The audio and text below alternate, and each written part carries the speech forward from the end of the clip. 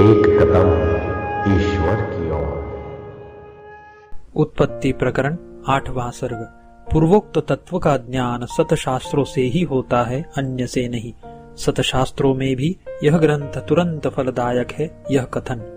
श्री रामचंद्र जी पूछते हैं, भगवन, जो आपने कहा कि यदीदम दृश्यते राम तद ब्रह्मैव निरामयम, हे श्री राम, जो यह जगत दिखलाई देता है यह निर्मल ब्रह्म ही है, यह किस युक्ति से जाना जाता है, किस प्रकार यह सिद्ध होता है और कैसे युक्तियों द्वारा इसके अनुभूत होने पर कुछ ज्ञातव्य शेष नहीं रहता।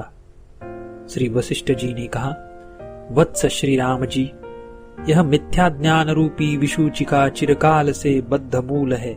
इसका नाम जगत और अविचार है। यह ज्ञान के बिना निवृत्त नहीं होती। मैं आपसे बोध की प्राप्ति के लिए आगे कही जाने वाली जिन विविध आख्यायिकाओं को कहूंगा, हे साधो, उनको यदि आप सुनेंगे तो आप अवश्य मुक्त हो जाएंगे, इसमें संशय नहीं है।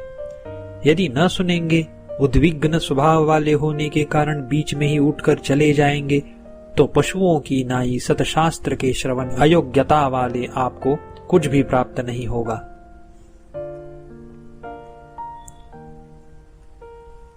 जिसको जिस पदार्थ की चाह होती है वह उस पदार्थ की प्राप्ति के लिए वैसा ही प्रयत्न करता है, उसे वह पदार्थ अवश्य प्राप्त होता है, बशर्ते यदि वह बीच में श्रांत होकर उससे विरत न हो जाए। हे श्री रामचंद्र जी, यदि आप सज्जन संगति और सतशास्त्रों के अभ्यास में तत्पर होवोगे तो कुछ ही महीनों में, नहीं कुछ ही दिनों में परम पद को प्राप्त हो जाओगे।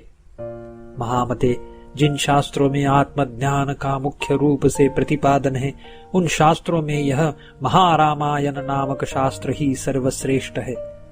इस सर्वोत्तम इतिहास का श्रवण करने से बोध प्राप्त हो जाता है। यह शास्त्र संपूर्ण इतिहासों का सार कहा गया है।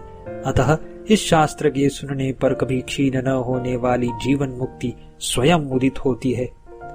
अतएव यही सबसे पवित्रतम है।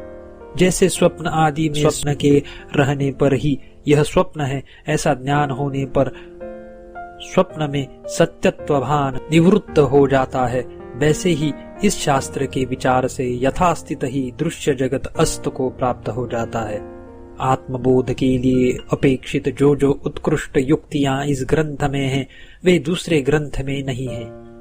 जो यहाँ पर नहीं है वह कहीं भी नहीं है। इसलिए विद्वान जन इसको संपूर्ण विज्ञान शास्त्र रूपी धनों का कोष गृह यानी खजाना कहते हैं।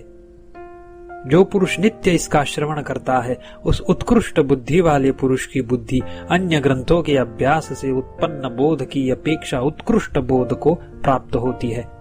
इसमें कोई संदेह नहीं है। दुर्भाग्यवश जिस पुरुष को यह शास्त्र रुचिकर नहीं होता, वह ज्ञान का प्रतिपादन करने वाले अन्य किसी शास्त्र का विचार करे। इसमें हमारा कोई द्वेष नहीं है। जैसे उत्तम औषधि के सेवन से निरोगिता स्वयं प्राप्त होती है, वैसे ही इस शास्त्र का श्रवण करने पर जीवन मुक्ति स्वयं अनुभूत होती है।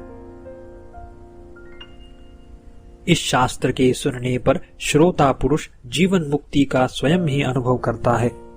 हे राम जी, प्रस्तुत ग्रंथ की आत्म विचारात्मक कथा से ही आपका यह संसार रूपी क्लेश नष्ट हो जाएगा। धन, दान, तपस्या, द्वैत शास्त्रों के श्रवण, कर्म कांड रूप वेद और द्वैत वेद शास्त्र रूप वाक्य प्रबंध से उक्त यज्ञ, याग, होम आदि सैकड़ों प्रयत्नों से भी आपका यह संसार रूप क्लेश नष्ट नहीं होगा। 8वां सर्ग समाप्त।